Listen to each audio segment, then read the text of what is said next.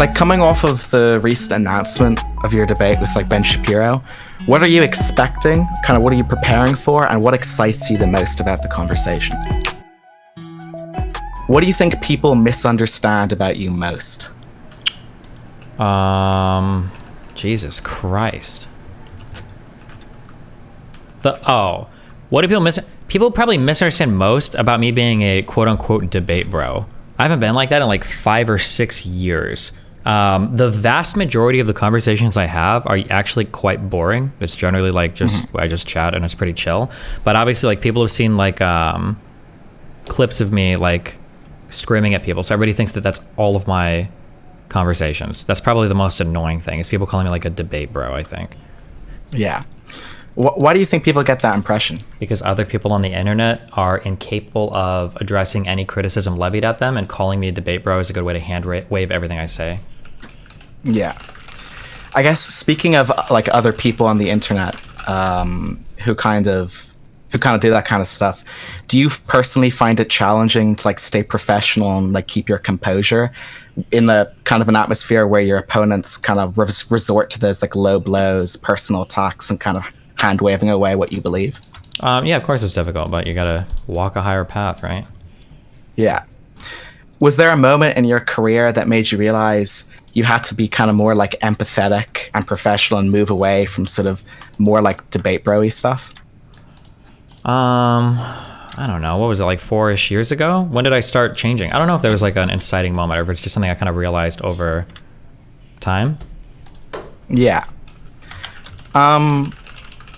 Yeah, I guess. And speaking, I guess, of some stuff you've been doing more recently, like the red pill stuff, your kind of ability to kind of present your views kind of non-combatively and kind of acknowledging, opposing point, instead of just like, screaming and yelling because the opinions, are kind of terrible, and the people saying them, they're usually packaging them in with all sorts of kind of really bad language. Was like your ability to kind of acknowledge those points and kind of provide fair counters, do you think that played a role in your success in those kind of spaces? Do you value that? And do you think it'll help you connect with other kind of mainstream conservative figures? Yeah, I think it probably helps. I think it's just a good people skill in general too, to be able to like step inside somebody's like kind of frame of reference and speak from within that frame of reference. What? Don't ever look at me like that ever. Because I'm fucking streaming, Mel. Don't ever look at me. Get the fuck out of here. Your piece is sick. You need to get the fuck out of here right now. Really? I need to get the fuck out of here. You need to get the fuck out of my camera right now. No. Sorry, what did you ask me? I think do you want me to re-ask the question? Yeah, I'm sorry, I was abusing my wife. You asked me about, I said stepping into other people's frame of reference is good. Yeah, being able to see things from their perspective, yeah. Yeah. Here's a good one. How do you feel about being called the anti-Ben Shapiro? I guess it's cute. I mean, Ben Shapiro's popular, so it probably is okay-ish for my image, and at least it puts me on the left, but I mean, I consider myself to be very different than him. I don't have like a hardcore political allegiance like he does, so I don't have to compromise my values to maintain an audience. Mm-hmm. Yeah, and jumping off of that, when I watch your content, I'm kind of reminded of a quote from you, I think a few years back. You said, like, don't copy my positions, copy my process. Yeah, how would you describe your process for coming to the positions that you have? I mean, I feel like the most important work, I feel like 90% of the work for arriving at a political position happens before any fact gathering. I think just like taking time to sit down and think about like what is your kind of like moral and your like epistemic foundations. Like, how do I figure out what I think is right or wrong? What kind of world do I want to build? How do I figure out who do I trust, or what are good ways to arrive at like truthful statements? And then once you kind of have all that figured out, then you dive into the world of politics. And that's like the very tip of all the work that goes into figuring out your political positions. But like having like solid principles and values established beforehand, I think is the most important thing. All of this to say that there's a waste of time to even say this up, because most people just end up choosing all of their positions based on the social groups they're in. But I mean, whatever. Yeah. What kind of, especially in answering those questions, what kind of world would you like to build, and those principles, what pitfalls do you think like the far left and the far right fall into on those questions that you don't? I mean, just what I said. Most people treat all of the politics stuff as kind of like social groups and everything. So there are no like real principled positions. I can't even really critique the ideologies because both sides are so wildly inconsistent. You know, the far right will talk about how important it is to limit governments to maximize personal freedoms, but when it comes to things like I don't know, when it comes to things like, say, like LGBTQ stuff, like they're very keen on banning gay marriage. Some of them talk about it, on getting rid of like healthcare for trans people, on, you know, like adding under God what in 1952 to our fucking money and our national anthem and shit and all that. I don't know. Like, I feel like nobody really has like any principled positions. It's more just they are always self-serving to their social group, which is annoying to me. Yeah. Do you think there's any value in trying to resolve a conflict on what two people believe are like fundamental values? It's good to discuss them, to understand there's a disagreement there. It's better to go to the fundamental values than it is to try to argue political positions if you have disagreements on fundamental values, yeah. And like, how when you were talking about your principles and values, I think I was watching an interview recently with you with Cosmic Skeptic. How do you come to those principles and values while saying like meta ethics is worthless? Is it like an intuition? It's just it's a half meme. I just don't spend much time thinking about it because I think we all probably have like a 99% intuitive agreement on stuff like that anyway, so I don't bother like arguing about it. Recently you've become more, I feel like, comfortable about covering breaking news topics. What do you think makes you different in coverage than like other streamers in your field? I mean, I try to hedge my statements more rather than immediately ascribing blame to one side. I try to make people aware of like what's being stated in a headline rather than just trying to see like what's supporting a particular political narrative I might have. So if somebody says like 1,000 civilians are killed, I try to make people aware like, well, the number might not be accurate and it might be civilians and military people, we don't know. But generally, if I am covering breaking news, which honestly I just find boring, I hate breaking news because it's just not my brain is not wired to give a fuck. But if I am covering breaking news, it usually is just me saying over and over again like, okay, well, we don't know this, or we're not sure about this, or we don't know this video. This could be Syrians in 2014, it could be Afghanistanis in 2008, it could be this. Like, it's usually just me saying that a bunch, but it's just boring to me. Yeah. I think that's interesting because we've seen, I think, other creators, for instance, Hassan went on like the BBC and Piers Morgan recently, especially with those kind of big sweeping statements that you know those creators can make in the moment without any evidence. Are there any plans for you to go on kind of big networks? Or do you think they're less interested in you because you're more kind of moderate? I have no idea. It might just be a matter of agents or connections or them seeing my stuff, but who knows? We'll see. Yeah. Is it Afghanistanis or Afghanis? I don't know what the fuck they're fucking called. How do you self-assess and learn from like your debates or discussions where like you believe you might not have performed well, especially in a space when audiences kind of often tend to align with like their preferred content creator, like regardless of the outcome?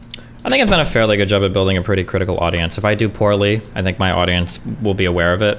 And then I can also tell, oh, is it Afghans? I can also tell when I look at opponents' comment sections, the types of things they're saying, I can figure out if I feel like I've done well or not. And then I can also be, I have a general awareness of if I feel like I'm responding well to opposition comments and whatnot. Like, I've been doing this long enough that my intuitions, after I hear something, and my first impressions are going to map on pretty accurately to what most people are saying about things. Not like completely in the dark about how people perceive me. And I think what you brought up about your community is interesting. What would you say were like the key factors in like creating and maintaining like kind of an active and kind of actively participating community like DGG, where you can get them out to do canvassing, where they'll kind of go where you go? I think probably the first thing that helped me, that probably set me apart from every other streamer, was that I've never in my entire life, I think probably even since high school, I like to talk to everybody.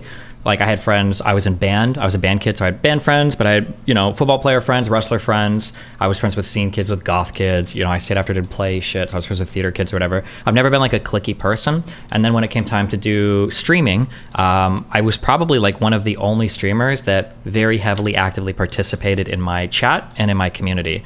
I was always more interested in talking to the people in my community than like other streamers, and that's probably maintained itself even to this day. Like, a lot of the people that come on, a lot of my quote unquote orbiters, a lot of the politics people are people that kind of got their start because I wanted to talk to them or they were in my community or stuff like that, as opposed to like exclusively like just talking to other streamers. Yeah. I'm even reminded of like for instance like Twitch Plays Pokemon. Like, kind of there are earlier kind of moments where you would like mobilize your community. in ways that other streamers wouldn't. I feel like that was kind of unique of your kind of stream in the early days of Twitch or Justin.tv. And speaking of that, how do you feel about mobilizing your community in that manner? I mean, when we mobilize for good things, it's good, and I try to make sure they're not mobilizing for bad things. So, yeah. What do you think has changed about starting off content creation now than it was for you like 11 years ago? I mean, there's first of all, I started 14 years ago, motherfucker, number one. Number two, I mean, there's a way more established meta now. There's ways to do things. There's established ways to grow on TikTok, to grow on YouTube, to grow on Twitch. There's like appropriate ways to title your videos, to cover content, to stream certain amounts of hours. Like, it's all kind of more figured out now. So you have to play the game well and do good content. There's no real shortcuts or anything. If you started off, I guess, content creation now, like if you would just be starting now, do you think it would be easier or harder for you to like create the community you have now? If I started right now, it would probably be harder, I would imagine. I had a very unique skill set, a very unique set of skills for starting streaming. Because I'm such a multifaceted person. Ugh, glaze. But like, because I've got like really good social skills and I can be funny and good at games and everything. But I also had, I would estimate a much higher of technical understanding than any other streamer. Like, most streamers are tech retarded. But I put in a lot of effort in the early days to figure out how to make all my streaming software work and all my hardware work. And that was incredibly difficult. So like, that whole skill set, if I started today, that skill set literally wouldn't matter, right? So I would imagine that because I had such a unique skill set, it uniquely suited me to starting early as opposed to starting right now. That whole skill set would be wasted. Yeah. Yeah, and I even think there's millions saved by DDoSing. Millions saved by DDoSing. Millions, yeah. I don't know about that, but millions. Okay. I'm kind of reminded of kind of React content, because that's one of the newest kind of, I think, additions in the way it's being done kind of in the current modern era of streaming. Is your opinion of it, do you think it is like theft in the traditional sense, or do you have more? Not really. It's probably theft, but I just don't care that much about it. Yeah. I guess we can move on. As content creators who position themselves as sources of information and kind of actively engage in political discourse, how do you view your responsibility in like shaping the political landscape, particularly in an era where like social media seems to be playing a crucial role in elections? I mean, I consider it to be paramount. I think it's very, very, very high. If you're going to make statements, if you're going to do things, like, I think you have an obligation to try to be as correct as possible, to put in some amount of effort researching stuff. We'll be willing to correct your opinions if you're wrong, right? Yeah. Yeah. With the recent, I guess, progressive victory stuff, do you see yourself taking a more like media-friendly approach, I guess, to ensure that opportunities with like politicians don't come at risk? And are you worried that maybe that like defanging in a sense could like hurt viewership? There are rails that I won't go over. I don't know if I'm ever going to be mainstream friendly, just because I don't know if I even want to have those conversations. I think that like people like Joe Rogan or chats one-on-one with like Ben Shapiro are probably like the highest aspiration that I have in terms of mainstream appeal. And then I probably would just want to grow there, because I think you have way more flexibility and ability to explore unique and interesting conversations there. The higher stuff is just, it seems really boring to me. Yeah, and I guess if people were to like kind of peg you as controversial, you still like manage, I think, to maintain pretty good relationships with like a broad network of streamers. So like Dr. K, members of OTV and OTK and stuff like that. How do you weave through those relationships and your connections to others when they're kind of heavily influenced by your peers who may like have like a very strong dislike to you? I don't know. I mean, I'm genuinely a pretty nice person. Like, I don't think I've ever fucked over anybody ever. I'm generally super courteous, super generous. I'm a really easy person to do content with or get along with. I'm incredibly low drama. Like, it'll be like other people starting drama with me, but I'm like pretty like laid back and easy. So yeah, I don't know. I've got a lot of different friends from a lot of different areas because I'm pretty chill. Yeah. Does it feel bad in a sense to see kind of friends of yours interacting with streamers who kind of often like regularly kind of slander you a lot on stream? Does that ever feel does that ever sting a little bit? No, I just don't. I don't take it personally. It's all part of networking. There are so many people that don't like me. If I were to get mad at every friend that talked to somebody that didn't like me, I would have no friends. Why do you think that like other streamers get into drama so much, whereas you kind of don't as much? What do you think is different? Well, it depends on what you mean by that. I think depending on what kind of drama you're talking, I get into quite a bit of drama. I don't know what you mean by that. You got to rephrase that. Yeah. Sorry, my apologies. I mean more like the drama in a sense where, I mean, we even look at the OTK stuff, like real like reputation stuff. Yeah, that type of stuff. I'm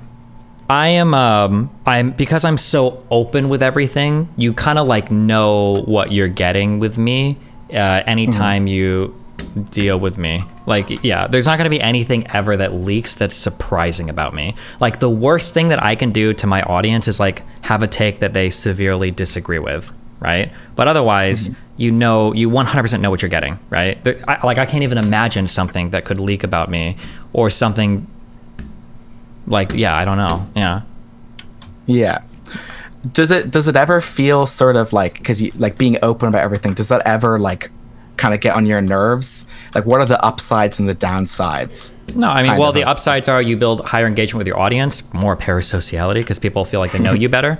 The upside is people see you as more genuine, right? So you've got more room maybe to make a few mistakes. People will be a little bit quicker to believe you that you're being honest because you're not like bought or paid for. You don't hide your true opinions as much.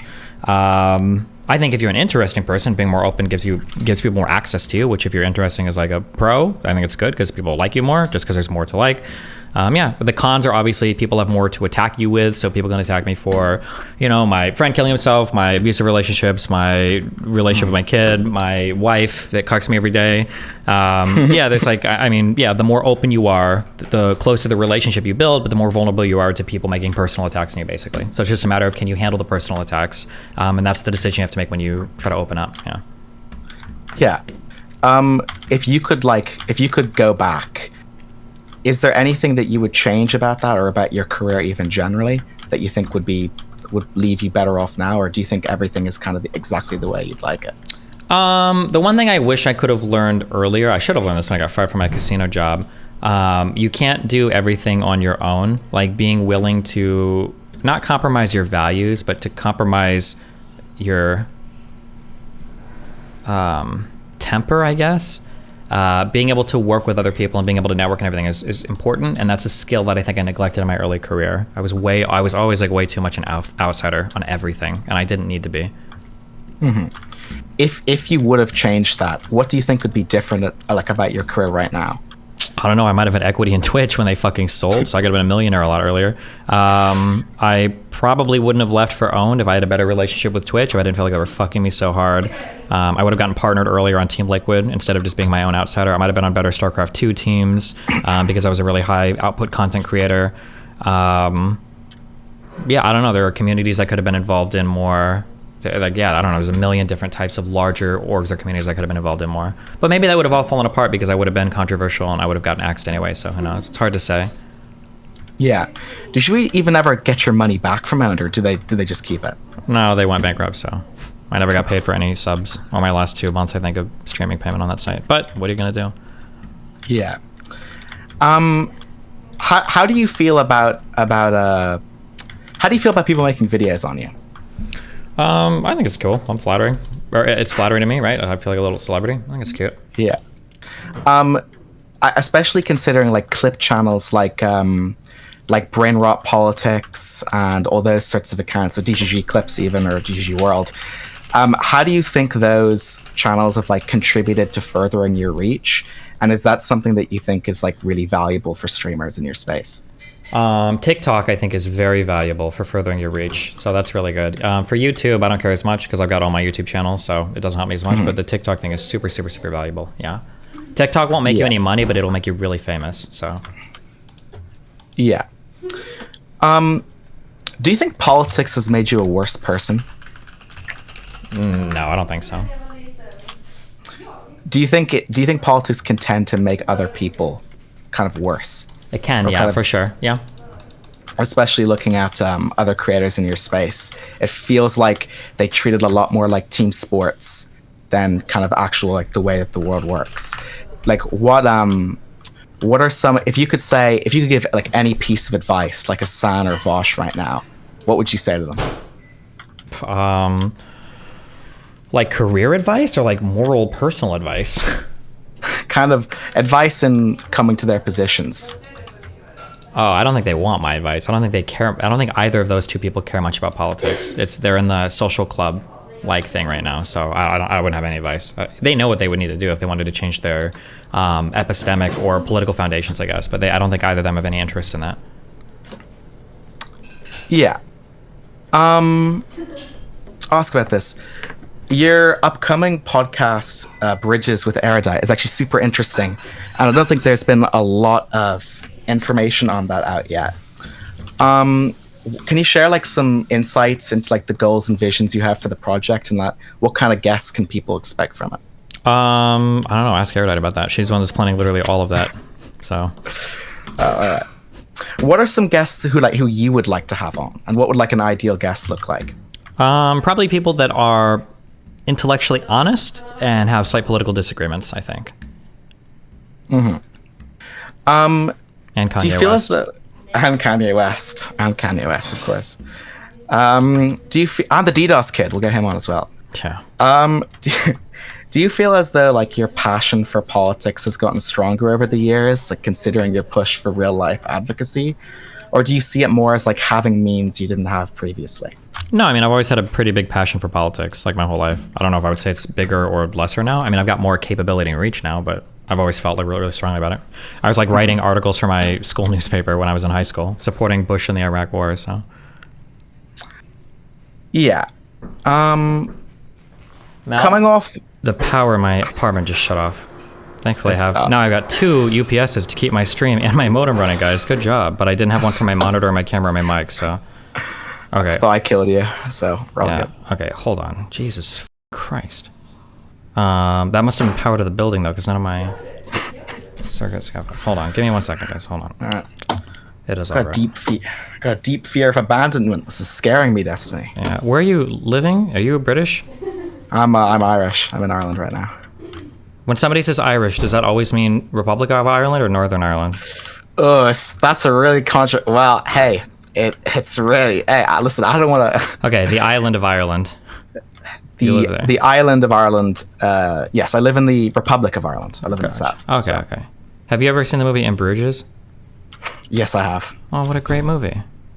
Thanks, Val, I really appreciate it.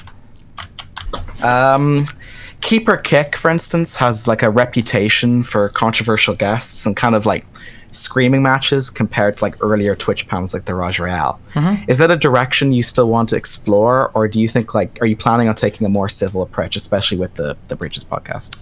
No, the Bridges podcast is not supposed to be anything like that. Kick or Keep is just kind of like it's like unique content that I can do for Kick to try to like build audiences and viewer bases and work with Kick streamers. And it's just like a fun kind of thing that harkens back to old crazy Twitch days. That's also like fun to take part in sometimes. Mm-hmm. Do you think Karantos is taking his job more seriously compared to like a few months ago? Yes, I think he's doing. Compared to before, I think he's doing a phenomenally better job now. He organizes really hardcore. He's got people together most of the time. He's like updating overlays and stuff. He's like constantly creating tweets and everything. He's done a much better job of like having everything ready to go, especially given how kind of crazy my schedule has been for the past month or two. So yeah, good for him. Mm-hmm. How do you feel about the effort Karantos puts into questions? I think those have been generally better too. I think he's like still figuring out his rhythm, but they were better than I think a month or two ago. And anytime there's a bad question, I give him shit over it. But I think they've been generally okay. Do you think Keeper Kick is more of like almost like a tease to your audience, because there are so many like interesting people on the panel, but you can't really get in there and interact kind of because you're the moderator? Yeah, that's something that I've actually spent a little bit of time thinking about. I wish there was a way for me to participate. I tried to a little bit more in the last one, but I don't even know if I should have, because Vito was doing a really good job at playing not devil's advocate, but being on the other side. I realized before, one of the main draws for my community to like things like the Raj Royale was my participation in it. and it kind of sucks that I can't participate in this. And as a host, all I can do is like kind of sit there and watch. Like I'm not supposed to intervene much, so that's a little bit frustrating. But I don't know, because if I throw myself into there and I just like make myself a contestant, my audience will just vote for me the entire time, you know? Yeah. Yeah. I think kind of speaking of you kind of having like employees who kind of do that stuff for you. You've spoken high regards to them, such as like August, for instance, and their importance in kind of maintaining and creating kind of the Destiny brand. Assuming like money wasn't an issue, what are some other positions you'd like to kind of hire at to expand? I have no idea. Most of the hiring out and expansion now is probably going to be based upon how this podcast with Aidite goes. That's probably the next direction. We'll see. Mm-hmm. And like coming off of the recent announcement of your debate with like Ben Shapiro, what are you expecting? Kind of what are you preparing for, and what excites you the most about the conversation? I mean, I hope that it's a substantive conversation about Biden's legacy, or Biden's, I guess I shouldn't say legacy, he's still president and could be next president. It's just about his like legislative record, and then how that would compare to Trump going forward, basically. Yeah. And I mean, it's exciting because I mean, like, obviously it's been the meme. Like, me debating Ben Shapiro has been the meme for like 5 years, so. Yeah, it's the anti-Ben Shapiro versus Ben Shapiro. So Yeah, the universe will explode when we come together, yeah. Yeah.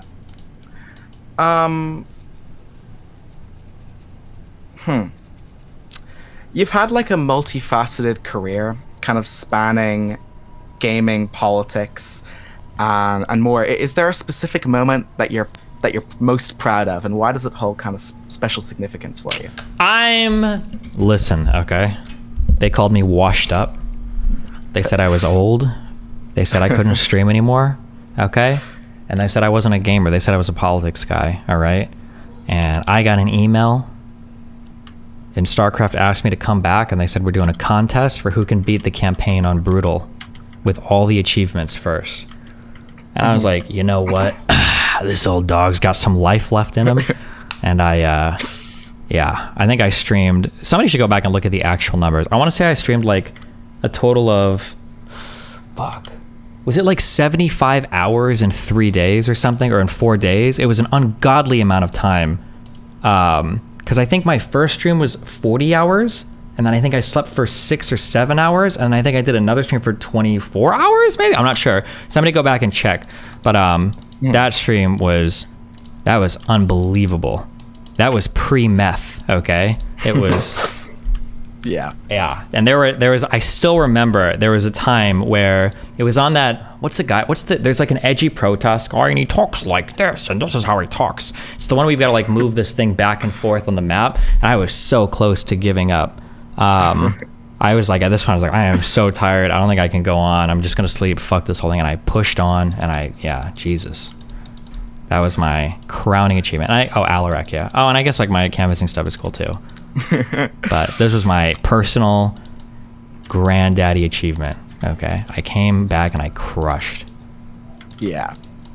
There have been some recent leaks showing that Starcraft 3 is actually in the works, especially with the new Microsoft acquisition. There's no shot there have been leaks about that. I would have heard about that. No way. No, there's not. No, there have been. Starcraft 3. Various industry insiders have hinted at a possible 2023-2024 release window for Starcraft 3, but as always, it's best to take rumors with a grain of salt until I don't think there's any. I don't know. Well, Starcraft 3 is reportedly in development. At least that's what one journalist seemed to claim in a Q&A on Twitter. Yeah, no, I don't think so. But go ahead. If it does come out though, will it be the new stream game? Yeah, I'd probably play it for a while, sure. Although I'm trying to see, I don't know what my stream is going to look like for the next month or two. Like, if my brain is seriously this wired for research, like, consistently on amphetamines, I might just become, the world scholar that knows everything, okay? If I can just sit here and, like, read shit for 5+ hours, like, every single day, I don't know how much, like, gaming I'll be doing. It's hard to say. We'll see. Let's assume you play StarCraft 3 and you're really good at it. Will you re-enter the competitive scene? No,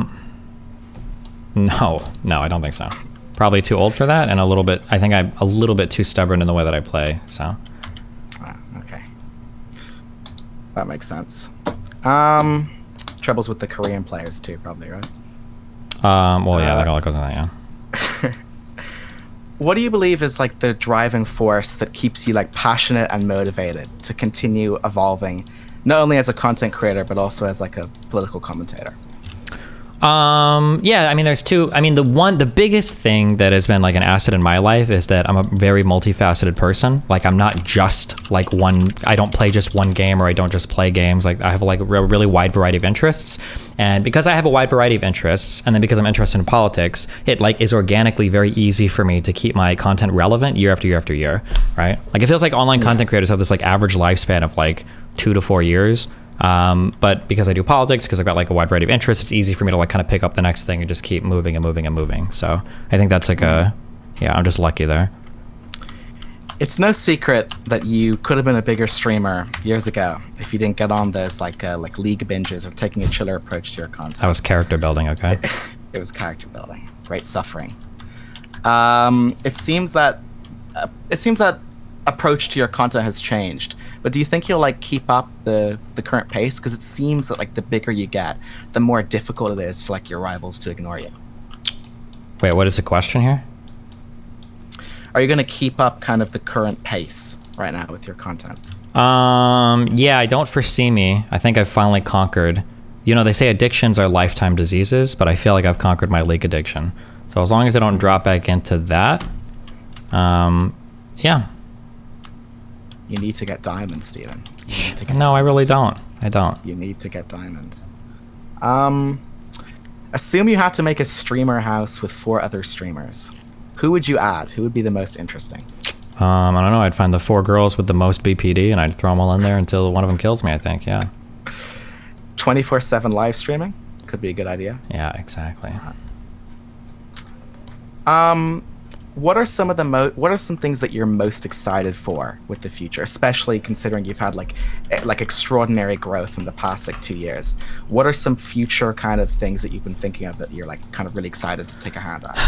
I really want to be, I think I've said this before, hopefully it happens with the podcast, Aidite is our next contender, okay? I just really want to be more influential in media. I want to set more narratives in media so that people have better conversations about things, which I guess was ironically the whole reason I got into politics like 7 or 8 years ago. Like, I feel like a lot of media coverage, alternative media especially, but even some mainstream stuff is like pretty bad. And I wish I could just like set the tone a little bit more in those conversations. But yeah, we'll see. Is that where the idea for your media company sort of comes into play? Yeah, is like setting the tone for what are we talking about.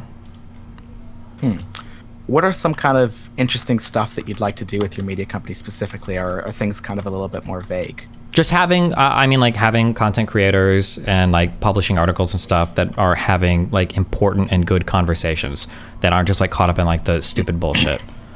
Like COVID, for instance, like I think we should have a huge public discourse on what lockdowns should look like. I think there's a fascinating amount of data from all the way from lockdowns did nothing to all the way to lockdowns, even without vaccines, like almost completely eliminated the disease in areas. Like there's so much interesting conversations to be had. Look at the Scandinavian countries, the different approach Sweden took compared to the other Scandinavian countries. Like, yeah, but instead we're just like focused on, whether the vaccine puts 5G in our brains, right? And there's so many other things like that where it's like, oh, we societally speaking, we could be having so many good conversations and debates about this, but we're just arguing over the fringe like conspiracy lunacy. It's so stupid.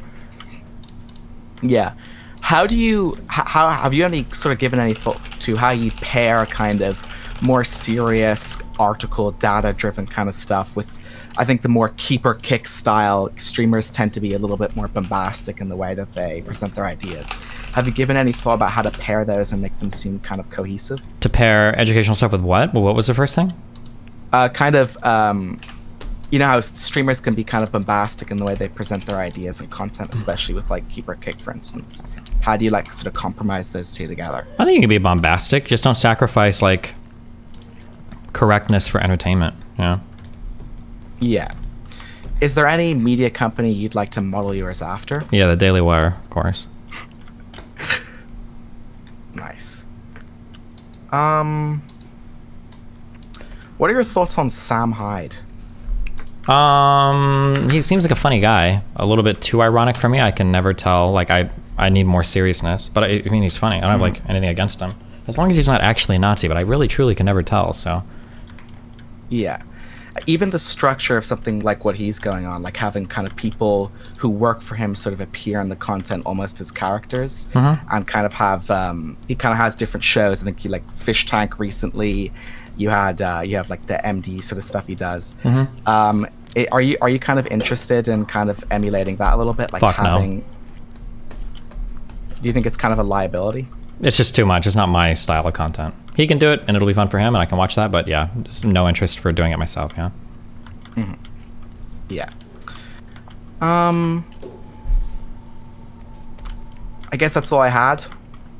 Thanks for bringing me on. I appreciate it. No problem. I love It you, was a buddy. good convo. Love you too. Be careful. Platonically. Bye. You too. Have a good. Bro, I'm sorry, but I will glaze myself. First place, Destiny. 12:48 p.m. CST. Second place, Winter. 2:18 a.m. 14 hours later. I crushed this. Absolutely annihilated this. God damn.